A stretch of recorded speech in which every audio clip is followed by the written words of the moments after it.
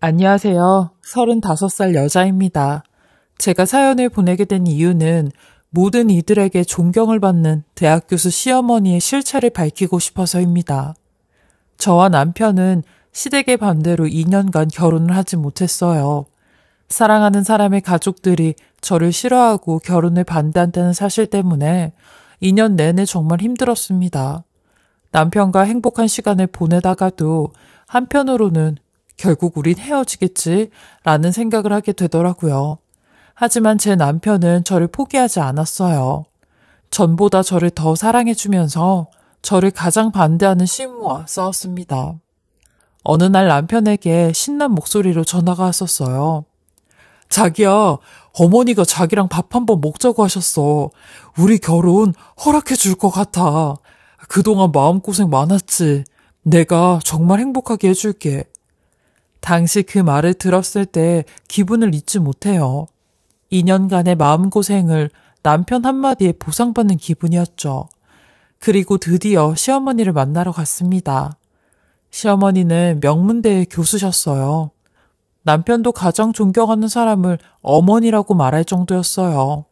저도 남편의 말을 듣고 인터넷에 검색해 본 적이 있었는데 많은 학생들이 존경하는 교수님이시더라고요. 저는 2년제 대학을 나왔고 작은 중소기업을 다니고 있었기 때문에 어머니 눈에 차지 않았을 거예요. 그건 저도 인정하는 부분이었죠. 어머니와 식사 자리에서 무슨 얘기가 나올지 너무 두렵더라고요. 약속 시간이 되고 고급스러운 한정식 집에 어머니와 만났습니다. 생각보다 대화는 순조롭게 이어졌어요. 생각했던 것만큼 깐깐한 분은 아닌 것 같았어요. 그런데 남편이 잠시 화장실을 간 사이 어머니가 이런 말씀을 하시더라고요. 며느리로 인정하는데 시간이 좀 걸릴 것 같은데. 솔직히 난 네가 영 마음에 안 들고 앞으로도 그럴 것 같다. 근데 네가 참을 수 있다면 우리 집 식구로 받아주마. 라고 하셨어요. 그리고 저희는 결혼을 했습니다. 그리고 아니나 다를까 혹독한 시집살이가 시작됐어요. 어머니는 집에서 말 그대로 공주였습니다. 살림도 전혀 할 줄 모르고 하려는 의지도 없어 보였어요. 손도 까딱하지 않았거든요. 시어머니는 워낙 바쁜 분이라 저희와 함께 식사 시간을 맞추기 힘들었어요. 그래서 전 새벽부터 늦은 밤까지 매번 밥을 2번씩 차려야 했습니다. 그럴 때마다 시모는 반찬이 이렇네 저렇네 잔소리만 늘어놓으시고 다 드시고 나면 먹은 그릇도 치우지 않고 정말 몸만 일어나서 나가셨어요. 반찬 뚜껑 닫아주는 게 그렇게 힘든 일인가요? 그리고 하루는 거실에서 책을 보시다가 저를 다급하게 부르셨어요. 저는 집 근처에서 친구와 잠깐 만나기로 해서 약속 장소에 나가는 중이었거든요. 어머니가 너무 다급하게 부르시니까 저는 무슨 일이라도 생긴 줄 알고 다급하게 집으로 뛰어들어갔어요. 그런데 정말 황당하게도 저를 부른 이유가 커피를 엎어서였어요. 어머니는 저를 보자마자 얘, 왜 이렇게 늦게 왔니? 러그에 얼룩 생기기 전에 얼른 손빨래 좀 해봐라. 이거 얼마나 비싼 건데. 전 너무 황당해서 멀뚱멀뚱 서 있었어요. 그랬더니 어머니는 얘, 말귀를 못 알아먹니? 이거 빨리 수습하라고. 아유, 답답해 정말. 하시더니 읽던 책을 탁 접고 자리에서 일어나셨어요. 그 순간 저는 내가 이 집에 식모로 들어온 건가 싶었습니다. 그 큰 러그를 끌어안고 화장실로 들어가서 빨래를 하고 있으려니 눈물이 흐르더라고요. 남편을 사랑하니까 참고도 참았어요. 그런데 며칠 지나지 않아 저를 폭발하게 만든 사건이 발생했어요. 며칠 속도 안 좋고 생리도 불규칙해서 혹시나 해서 임신 테스트기를 해봤는데 2줄이 뜨는 거예요. 임신을 한 겁니다. 저는 너무 기뻤어요. 임신을 하면 시모도 나를 가족으로 인정하고 전보다 조금 더 예뻐해 주시지 않을까 싶어서요. 하지만 제 예상은 보기 좋게 빗나갔어요. 임신 사실을 기분 좋은 분위기에서 알리고 싶어서 그날 밤 진수성찬을 준비했습니다. 시부모님 2분과 저 그리고 남편은 둘러앉아 식사를 시작했어요. 그런데 시어머니께서 반찬을 몇 번 집어먹더니 넌 요리도 생각 없이 하니? 음식을 이렇게 많이 하면 누구더러 다 먹으라고. 다 버릴 거니? 답답하네 정말 하시더라고요. 남편은 엄마 신경 써서 차린 것 같은데 왜 그러세요? 라고 말하며 저를 위해줬어요. 그러자 시어머니는 심기가 더 불편해지셨는지 밥 먹기 싫은 티를 팍팍 내면서 젓가락질을 신경질적으로 하시더라고요. 그래서 저는 기분도 풀어드릴 겸 적당한 타이밍이라고 생각을 해서 임신 사실을 알렸습니다. 남편은 정말이냐고 몇 번이나 되물어보며 자리에서 일어나서 폴짝폴짝 뛰며 행복해했어요. 아버님도 드디어 내가 할아버지 소리 듣는 거냐? 아이고 장하구나 우리 며느리 라며 기뻐하셨죠. 그런데 시어머니는 아무 말씀도 안 하시더라고요. 심지어 표정도 굳어 있었고요. 손주 생긴다는 얘기를 듣고 어떻게 저런 태도를 보일 수 있는 건지 그 흔한 축하한다는 말 한마디도 없었어요.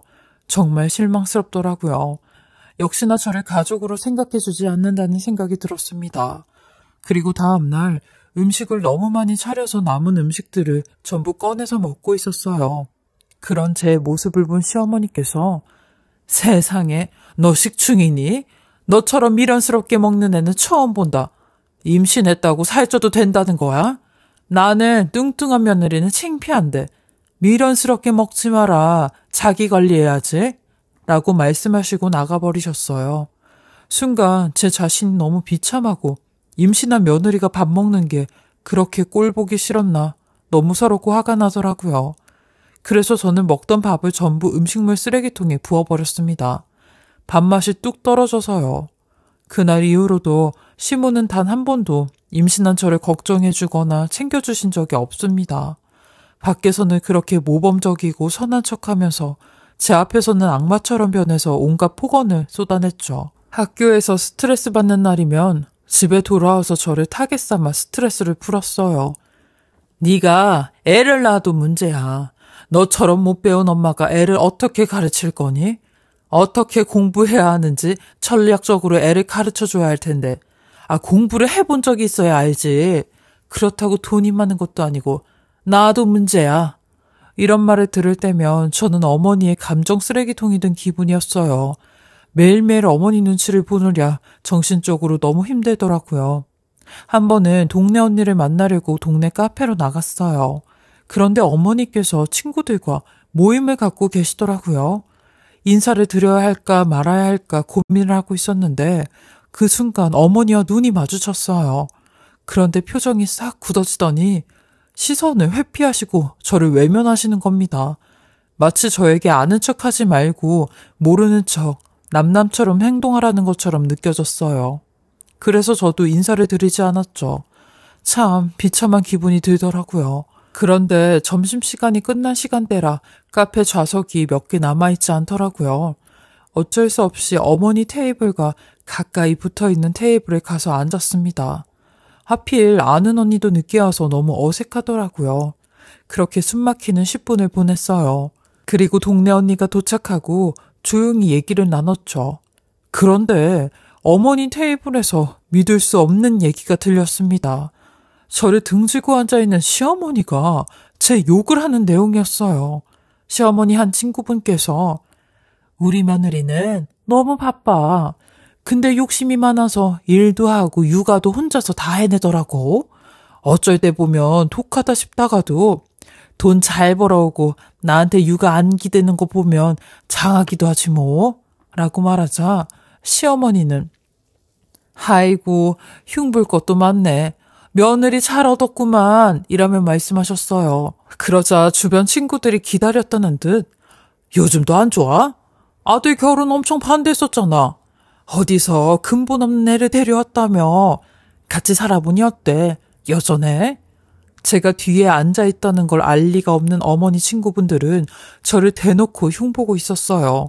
그러자 어머니는 혀를 차면서 근본만 없는 줄 알았는데 눈치도 더럽게 없어. 적당히 살다가 이혼이나 확 해버렸으면 좋겠다 싶었는데 아유 임신을 했다지 뭐야. 그걸 누가 반기는 줄 알고 좋다고 지 임신했다고 얘기하는데 너무 꼴보기 싫더라고. 그러자 친구들은 어머 잘 됐네.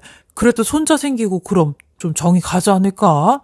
할머니 소리 듣겠네. 축하해! 라며 축하해 주시더라고요.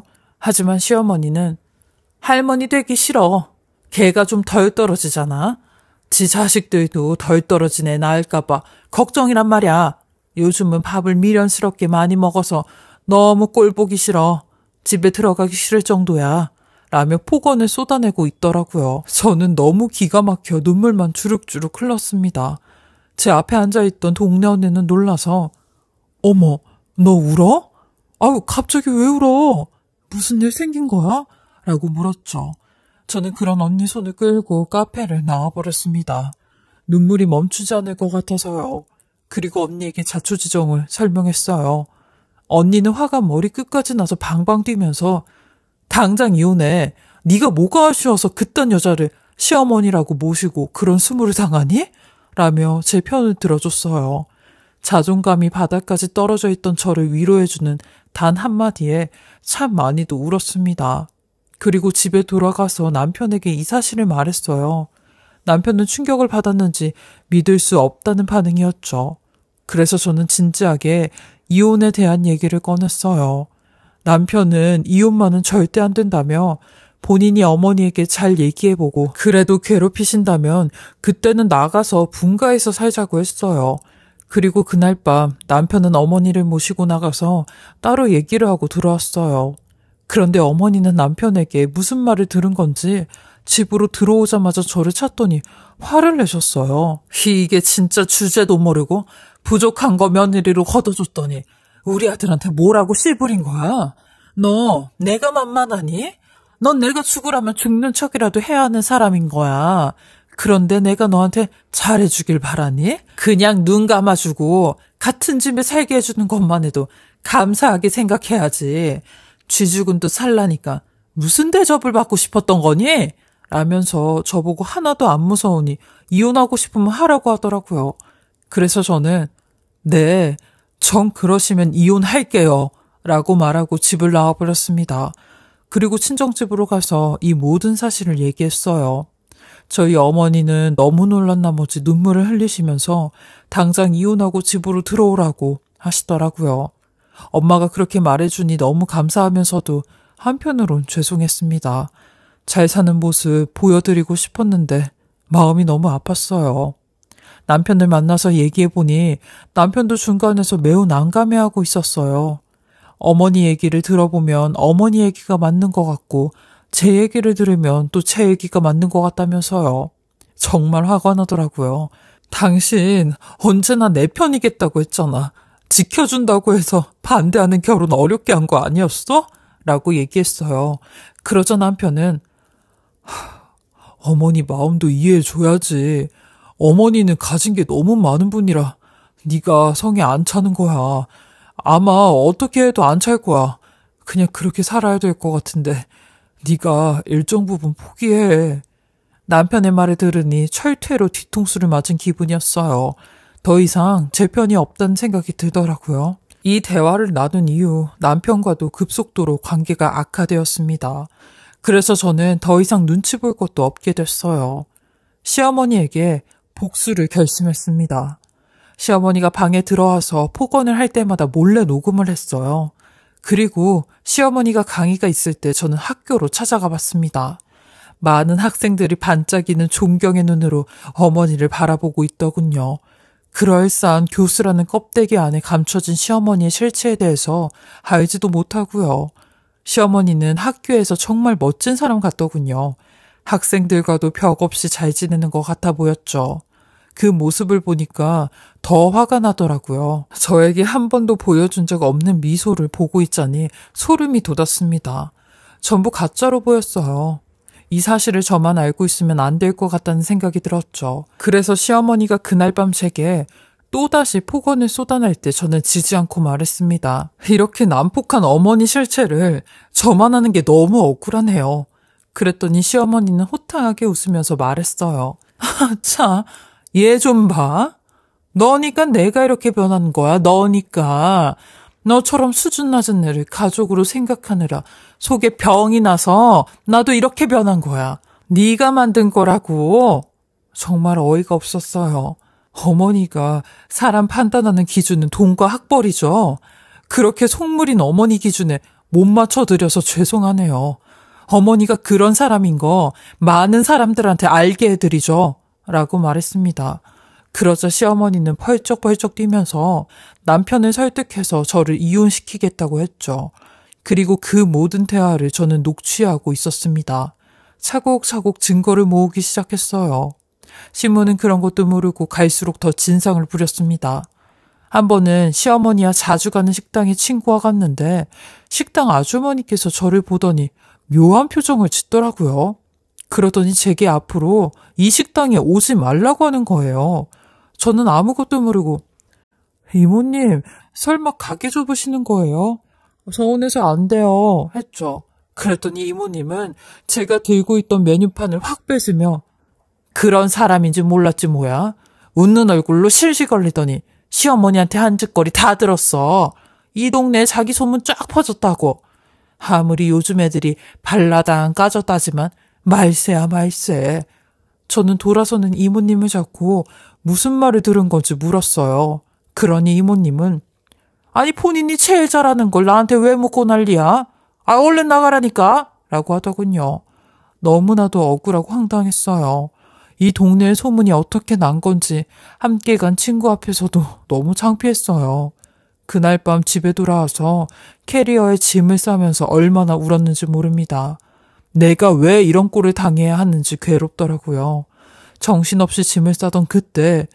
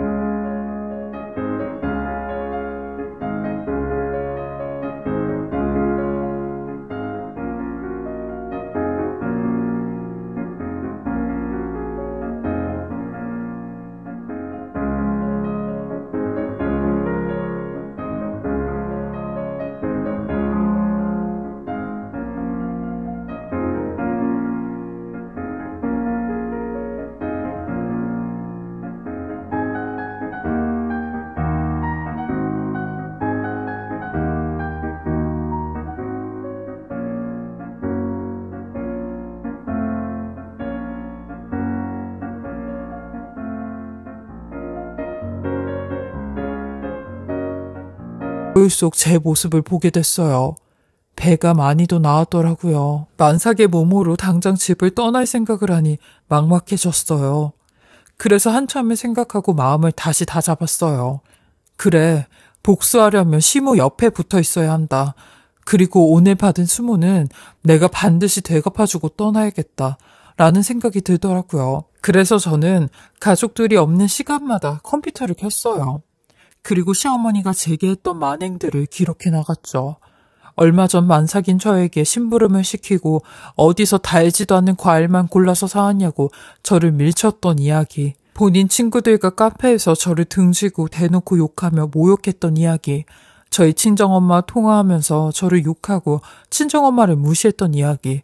집에서 공주처럼 대접받으려는 이야기 등등 하나도 빠짐없이 적어 내려갔습니다. 문서를 작성하면서 돌이켜보니 화가 치밀어 오르더라고요. 일주일간 저는 문서를 완성하고 100장 정도 출력을 맡겨뒀습니다. 출력한 문서를 찾으러 갔는데 어머니가 물어보시더라고요. 넌 그 몸으로 아침부터 싸돌아다니니? 저는 친구에게 부탁받은 게 있어서 나가야 한다고 대충 답하고 주차장으로 갔습니다. 그리고 어머니 차가 출발하고 나서 바로 뒤이어 출발했어요. 그렇게 출력한 문서를 찾고 어머니가 계신 학교로 찾아갔습니다. 그리고 어머니의 강의 시간이 될 때까지 기다리고 있었어요. 1시간 정도 기다리고 있었더니 드디어 어머니가 눈앞에 나타났습니다. 그리곤 저를 보고 깜짝 놀라더니 뭐야? 나한테 용건 있어서 왔니? 라고 물으셨죠.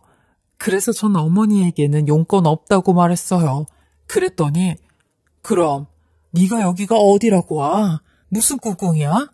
이 명문대에 네가 아는 애가 어딨다고 라고 말씀하시더군요. 그러더니 손목시계로 시간을 확인하더니 보아하니 나한테 할 말이 많아서 온 것 같은데 여기는 장소가 적절하지 않지? 거기 멍청하게 서 있지 말고 집에 가서 마저 얘기하자. 여기 보는 눈이 많아서 내가 창피해서 그래 라며 휙 들어가 버리더라고요. 그래서 전 마음속으로 5분 정도 마음의 준비를 하고 문을 발칵 열고 들어갔습니다. 그리고 여기저기 문서를 뿌려버렸어요. 그 모습을 본 시어머니는 얼굴이 하얗게 질리더군요. 시어머니는 제게 뭐야 당장 나가지 못해? 그 종이들 다 뭐야? 라며 달려들었어요. 몇몇 학생들이 제가 뿌린 종이를 주워서 읽어보기 시작했고 표정이 점점 굳어졌죠. 학생들의 반응을 본 어머니는 그때서야 놀라서 달려오더니 종이를 빼앗아 보더라고요. 종이에 적힌 자신들의 만행들을 읽어보며 얼굴을 붉히더라고요. 그리고 바닥에 흩어진 종이들을 줍는데 그 모습이 어찌나 웃기던지 속이 다 후련했습니다. 학생들은 점점 웅성거리기 시작했어요. 종이를 빼앗아봤자 이미 늦었던 거죠. 어떤 학생들은 제 앞에 지나가며 그 교수님 사람 엄청 좋아 보이던데 아니 어떻게 이런 인간 이하의 짓을 해?